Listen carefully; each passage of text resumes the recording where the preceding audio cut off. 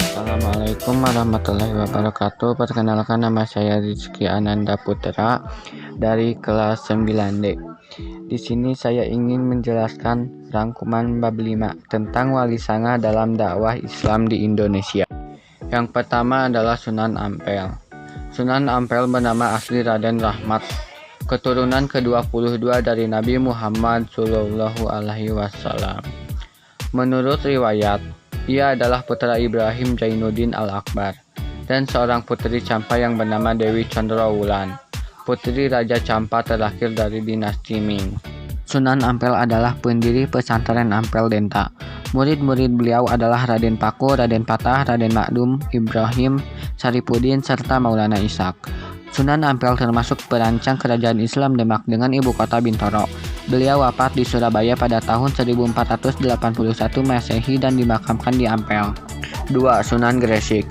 Sunan Gresik dikenal juga dengan nama Maulana Maghribi, Syekh Maghribi, serta Syekh Jumadil Kubro. Beliau dianggap sebagai orang Islam pertama yang masuk ke Pulau Jawa, sehingga kedatangannya menandai permulaan masuknya Islam di tanah Jawa. Sunan Gresik meninggal pada 12 Rabiul Awal 882 Hijriah atau 8 April 1419 dan dimakamkan di Gapura Wetan, Gresik. 3. Sunan Bonang. Lahir di Surabaya pada tahun 1465 dan wafat tahun 1525 di Tuban. Beliau dikenal dengan nama Raden Maulana Maghdum Ibrahim. Beliau merupakan putra dari Sunan Ampel sekaligus saudara sepupu dari Sunan Kalijaga. Sunan Bonang dianggap sebagai pencipta gending pertama. Beliau berdakwah di daerah Tuban dengan menggunakan media wayang dan gamelan sesuai dengan kegemaran orang Jawa. Beliau juga mendidik Raden Patah hingga kelak menjadi raja kerajaan Demak. 4. Sunan Giri. Sunan Giri memiliki nama asli Raden Paku dan dikenal juga dengan nama Raden Ainul Yakin. Beliau merupakan putra Maulana Ishak.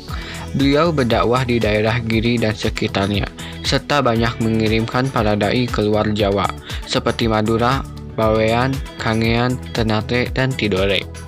Sunan Giri adalah pencipta permainan anak bernuansa religius, seperti jelungan, gendi, perit, jorgula, cublak-cublak, suweng, dan lir-ilir. Beliau wafat pada tahun 1506 dan dimakamkan di daerah Giri Gresik. 5.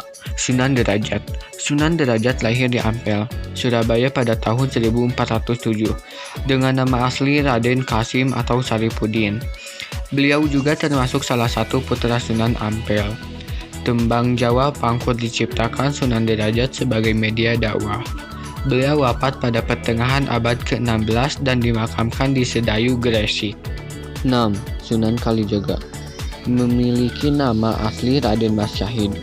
Ayahnya adalah Raden Sahur Tumenggung Wilwatikta yang menjadi Bupati Tuban, sedangkan ibunya bernama Nawangrum.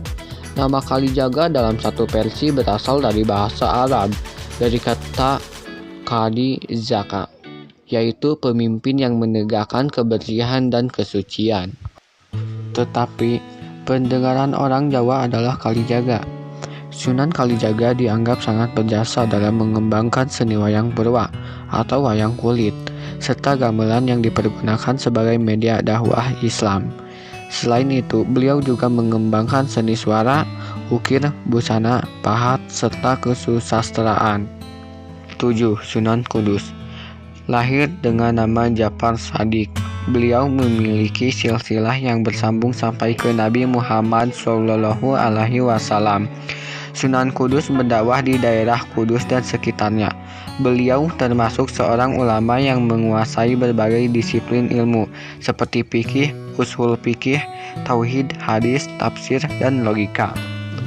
Oleh karena itu, beliau mendapat gelar Waliul Ilmi, orang yang kuat ilmunya.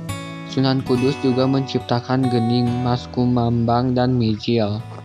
8. Sunan Muria. Sunan Muria lahir dengan nama asli Raden Umar Said atau Raden Prawoto. Beliau adalah putra dari Sunan Kalijaga. Dalam berdakwah, Sunan Muria cenderung memilih tempat yang jauh dan terpencil dengan menyelenggarakan semacam kursus-kursus keagamaan bagi kaum pedagang, nelayan, dan rakyat biasa. 9. Sunan Gunung Jati. Sunan Gunung Jati memiliki nama asli Raden Syarif Hidayatullah. Beliau lahir di Mekah pada tahun 1448. Beliau merupakan cucu Prabu Siliwangi. Beliau berdakwah mengajarkan agama Islam di daerah Cirebon, Majalengka, Kuningan, Kawali, Sunda Kelapa, serta Banten.